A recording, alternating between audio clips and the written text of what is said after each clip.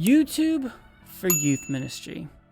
We're actually in the 8th and now second to last episode of our playlist titled YouTube for Youth Ministry, linked right here on screen if you're watching on YouTube. And in this playlist, I've explained to you the value of pre-filming your messages, how to edit your videos, and exploring the other features available to you in YouTube.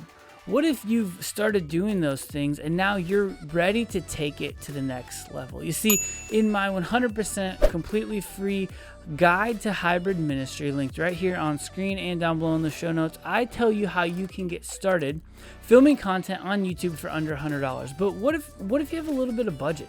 Like, what if you see the ultimate value in all of this and you're ready to take it to the next level? Well, in this episode, I want to take you on a tour of the set that we have built in our student ministry. You're ready to invest, you're ready to spend a little bit of money. I can get you all up and going for less than $5,000. Don't freak out on the sticker shock if you're interested in some of these things, because if you do want something cheap, I can actually offer you some coaching right now at a 100% completely free rate for just the first few people. So if you're interested, click down below, inquire to see if that is still available, so I can help you begin to hybridize your ministry and reach more students with the effort that you're putting in as a youth pastor, with the message of hope and with the message of Jesus. But this studio thing, it's a next level type of thing. So I'm going to give you a tour, share with you some examples and some videos, and walk through every single piece of gear and every single element. And then finally, I'm going to rank those different elements, because we're going to be talking about the set, we're going to be talking about the camera, we're going to be talking about audio, and we're going to be talking about lighting. What's most important if you can't spend it all right now? How should you prioritize? We're going to dive into it. Welcome to the Hybrid Ministry Show. And in this episode, link down below, is a complete vlog of every single piece of gear that I have built in this studio, and we're just going to walk through it. And so first we're going to talk and work through just the set, like just what's going on, where it is, like what things look like. And so what I did, like I said, link down below in a blog, I did some blackout curtains. We had two big windows in the room that we converted into a studio space. So I got blackout curtains, which would help me kind of control the lighting. And so I had to buy some curtain rods. So we have a gold curtain rod, and then also I got some white thermal insulated curtains. You can see both of those links in the blog. Also, I got a peel and stick wallpaper, brick wallpaper, which was absolutely meticulous to hang, and then it didn't stay hung on the wall. So I actually ended up just going to Home Depot and buying a panel of brick there, and we just did that as what instead of the peel and stick wallpaper, but whatever you might want. And so what that did was that created for us sort of like a brick in the corner of one of the living, or in one of the corners of one of the rooms, create a brick kind of vibe. Like we also did some like neon signs and stuff like that. And then I don't have those linked, but if that's something you're interested in, you can go shopping. We got a custom one made.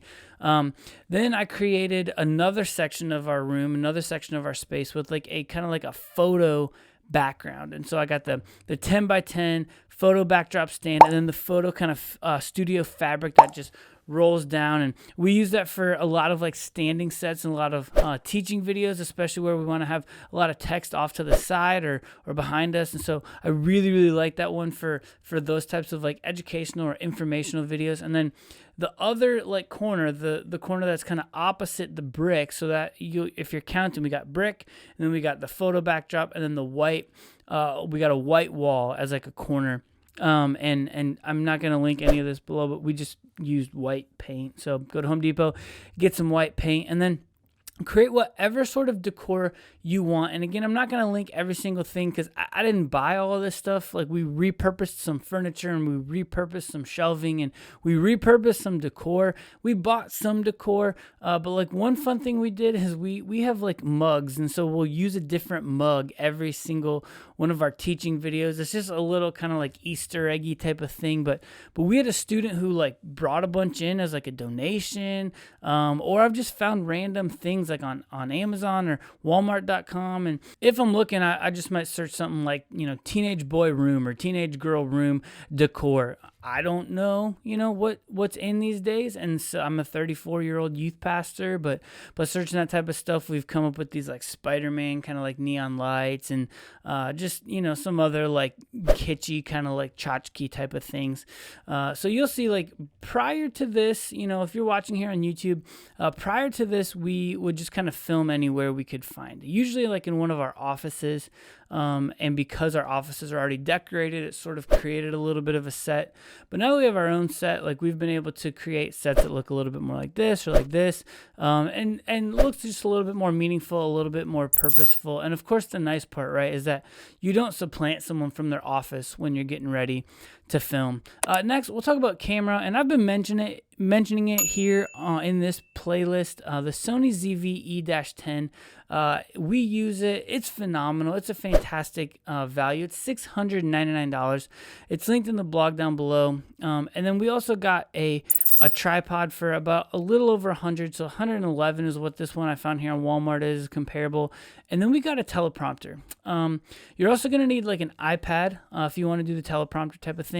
And then I just use a free app out of the App Store where we can like script out all of our messages, type them out, and then put them on a teleprompter, and then walk them through. And just a little hack, at about 11 or 12 speed, and every teleprompter is going to be different, but the particular app we're on, 11 or 12 speed, and then like 2,000 to 2,400 words seems to be the sweet spot for length of video for YouTube. I try to keep our YouTube videos that we pre-film anywhere between 10 and 15 minutes at the absolute maximum. And you'll notice like this is the difference between one being shot on a cell phone. Here's a cell phone, and then here's one once we started using the Sony ZV-E-10. Also, I'm going to cut here to a clip in just a second. This is one without me scripting it, so I'm kind of just like ad-libbing it and talking to the camera. And then the next one right behind it is going to be one of me actually using a teleprompter. How do you find true friends who believe what you believe and allow you to enter into a community of like-minded people who think the way you think, believe the way you believe, and like the things you like? God won't give you more than you can handle. Have you ever heard that before? Well, spoiler, it's actually 100% inaccurate. All right, next let's talk about lighting. So we bought some different like lighting boxes. So I got the Aperture light box, 30120, 12 by 48. That's $69 value. And then also the Aperture Light Octadome 120. That's $129. As well as some different stands. So we got the Showmaven 10-foot light C stand. That's $119.99. And then the Neewer professional photography studio stand for light reflectors. That I think there's two of those for $40.99. Those are kind of the things to go with the lighting. But then we got Aperture Amaran and Aperture Amaran 100X bicolor, and then 200X. The 200X was $349, and then the 249 was the other one. And so this is an example like you'll see here on screen of us doing it without the lighting. We would just use either natural lighting or like a ring light. And in some cases it was pretty bad. But then this right here is once we started using these lights. And this is one of the most important things that we did to really, I think, level up some of our quality and production. But the last and perhaps, well, not perhaps, definitely the most expensive is what we did for the audio rig. So we got a Focusrite Scarlett 2i2 USB audio interface 3rd gen. Actually, we didn't get that one. This is a 2-channel one. So if you have 2 people on camera and you need 2 audio inputs, this one's $189.99. The one that we got, though, is the Focusrite Scarlett 18i8 in 8-out USB audio interface 3rd gen that has 4 audio inputs, and that one a little bit more expensive at $359.99. And then we used the Sennheiser EW112P G4 portable wireless lavalier microphone. That's where the expense comes in, right? Like, and you'll see this is like Stephen A. Smith wears this on ESPN on TV, but $699.95. We bought 3 of them. So we can have 3 different people on camera and on microphone at any given time. But honestly, we typically only use it for like one, sometimes maybe two, if we'll do some social media type filming where we do some sort of banter back and forth. So depending on however many you want of those, if you want one, it's $6.99. But if you want two or three, obviously it's going to make that more expensive. And then we also did get a shotgun microphone. My friend who is an audio engineer said I like to put a shotgun microphone there too, just in case something happens with the wireless packs. You still got something. And so this shotgun mic, the Sennheiser MKE 600 shotgun mic with an XLR plug-in to a jack of 18-inch cable is $329, and we do use that a lot, especially with students, because the lavalier microphones, while they are portable, they do need to be plugged into the Focusrite, which does need to be plugged into a wall. Meanwhile, the Sennheiser shotgun microphone is battery powered, so we can take that kind of like out on the street and do a little bit more quote unquote like man on the street type of stuff. And then of course the last thing you're gonna need is some good headphones. And so here's what I recommend: Sennheiser HD 569 closed back wired headphones at $199.95. Now listen, I get it. It's expensive and you're looking at this and you're like, does this really make a difference? Well, here, let me show you what the audio, if you're listening, you're going to be able to hear this. This is what the audio sounded like with just a little bit of an elevated upgrade. This is out of my ebook, less than $100 microphone, filming direct camera. This is what it sounded like, and then directly following it is going to be once we started using the Focusrite and some of the other microphones and stuff that I just recommended. So check it out. Like, what do you want to do when you grow up? Like, have you ever really thought about what you're going to do with your life? In this video, we're going to explore the value of the final word. So as you can see, it definitely does make a difference. Now, here's the thing, right?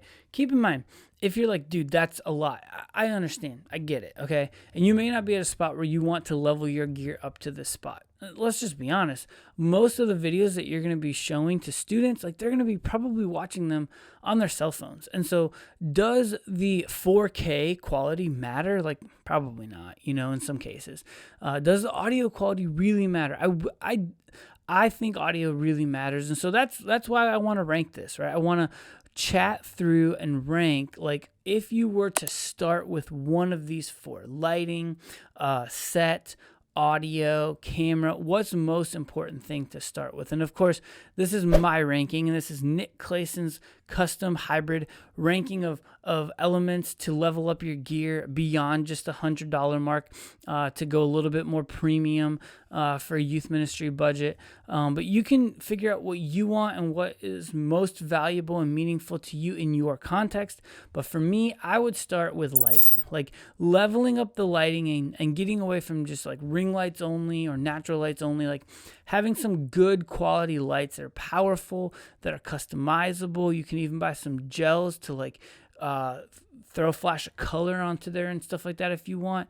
Lighting really, really makes a difference, and you can see that in these examples here, before and after.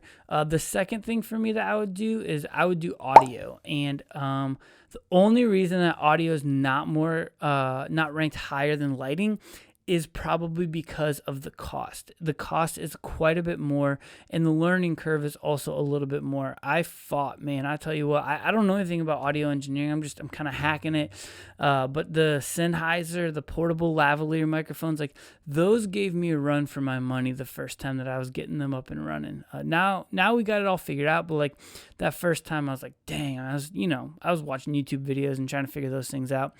The third for me is the camera. Like I still think that comparably, like side by side, my cell phone camera has a pretty comparable picture to what the Sony ZV-E10 does. And I mean, and maybe it should, right? Like my cell phone actually costs more than the Sony ZV-E10, but the fact is my cell phone also has a lot of other functionality on it that the Sony doesn't. And so I think you can get by longer, even if you wanted to go with like the tripod and the teleprompter rig, you can teleprompter to a cell phone. And so that would be my third one. And then fourth and final is just the set. Like I'm in a very fortunate situation where I was able and afforded to take a room and really make it a priority. Like we have said hybrid ministry and digital integration, it's not an option anymore. Like, it's a necessity.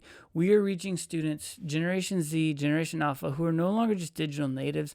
Like, they're digital dependence. And so to have a studio where we could pull students in after a Wednesday night and film with them and have a space that's completely crafted and curated in any moment where we're like, a couple weeks ago, we wanted to film some videos for our incoming 5th graders. And I just pulled our teammates together and I said, hey, we're going to film this. We walked into the studio and popped the lights on and clicked record, and off we went. And then we were done. And then I took that and I went and edited it. Like, it's nice to have that. It's nice to have that space.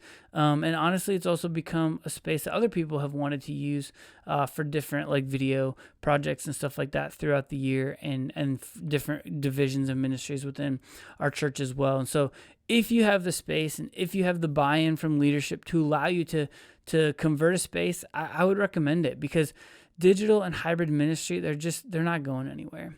And advice from my very first co-host on this podcast, his name is Matt Johnson. Shout out to Matt. Episode 1 through 7, co-host on this podcast. He told me when I said, bro, I'm thinking about starting a podcast, his advice was, he gave me some tactical things and some gear like recommendations. And he said, but do you want to know my real advice? And I said, of course. He said, just start. Like, just do it. And that's what you got to do with this YouTube thing. Like, just start. We've talked about it now. You know what it takes. Like, all the gear I use. You've seen my studio. But you got to do it. And then you got to do it again for the next series after that. And then you got to do it again for the next series after that. And you might be wondering, like, how do you maintain? And how do you not grow weary of this? Because you put a lot of energy behind getting it up and off the ground, but how do you maintain this, creating over and over sort of momentum to continually show up in a hybrid space, in a hybrid ministry, on YouTube, on social media? Well, I'm actually glad you asked, because we're going to be talking about that in the next and last final video, episode 99, linked right here on screen, as we are trying to make digital discipleship easy, possible, and accessible. So as always, stay hybrid.